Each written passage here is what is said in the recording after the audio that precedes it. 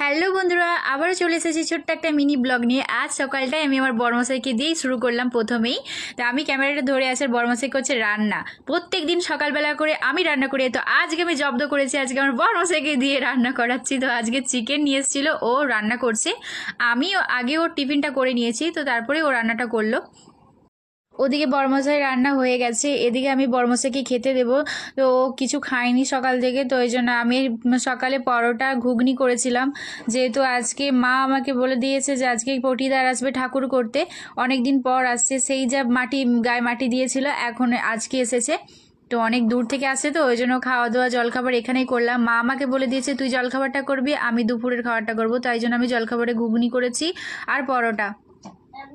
এখন বরমাসে খেতে বসে গেছে, তো ও খাচ্ছে আর আমি এদিকে বলছি কি আমাকে একটু খাওয়াবে না, একা একাই খেয়ে নিচ্ছ, সবসময় বলি। তো ও ওই জন্য আবার কি করলো, আমাকে খাইয়ে দিল। তারপরে মেয়ের সেদিকে উকি ঝুঁকি মারছে, বলছে মামামকে খাইয়ে দিচ্ছে। একটা ভিডিও তোমাদেরকে দেখাবো, সেটা ভীষণ ইন্টারেস্টিং ভিডিও। আর তোমাদেরকে বলি, আমি একটা ব্লগ ভিডিও করলে তোমাদের মানে লাইক এত কমে যায় কেন বুঝতে পারি না। রিলস ভিডিও করলে দেখি অনেক লাইক আসে, কিন্তু ব্লগ ভিডিওতে একদম আসে না। আমার খুব কষ্ট হয়, তাই জন্য আমি এতদিন করিনি এর আগে। ঠিক আছে, আমি চাই তোমরা সব আমার ব্লগ কেন রিলস ভিডিও সবই তোমরা সাপোর্ট করো। তো মেয়ে ব্রাশ করে চলে এলো, এবার তাকে খাইয়ে দেবে।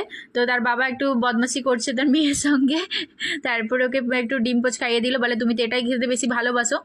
তো এবার চলো তোমরা নিচের দিকে যাই। এখন বাজে দুপুর 2টো, মেয়ে স্কুল থেকে বাড়ি চলে এসেছে। আর এইদিকে দেখো পটিদা ঠাকুর তৈরি করছে। আর দেখতে দেখতে মা আমার বাড়িতে চলেই এলো, আর মাত্র কয়েকটা দিন হাতে গোনা। তো সবাইকে নেমন্তন্ন করা হয়ে গেছে।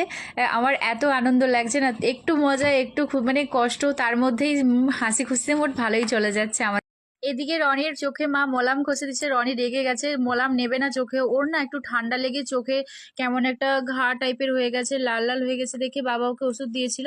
তাই মা লাগাতে গেছে, মাকে দেখো কেমন করছে, রেগে গেছে মায়ের ওপরে। এই দেখেছো কিরকম হয়ে গেছে, তাই না? এখন আমি দোকানের কাজ নিয়ে বসে পড়েছি, দোকানের সব কাজ শেষ হয়ে গেছে, শুধু এবার মোমোটা স্টিম দেবো, তাই মোমোটাকে মুড়ে নিচ্ছি। আর মোমোটা মুড়ে নিয়েই আমার কাজ শেষ। এবার আমি ওপরে চলে যাব, ঘুম পাচ্ছে ভীষণ, অনেক সকাল সকাল উঠেছি, আজকে ঘুম ঠিকঠাক হয়নি।